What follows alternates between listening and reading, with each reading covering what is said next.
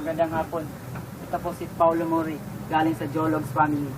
Papakita ko sa inyo kung paano may iligtas sa kapahamakan. Marami ng kriminalidad dito sa ating bansa, especially ang Pilipinas.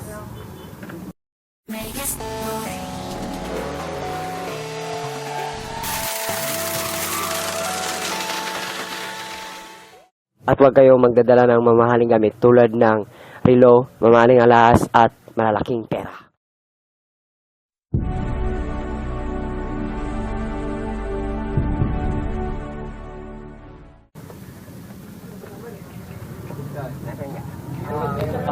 Bilisan mo na, tol. Bilisan mo na. Bigay mo na lang yan. Bigay mo. Yeah, wag po. Bilis. Ibato mo na, tol. Ibato mo na. Ibato mo na. Ibato mo na.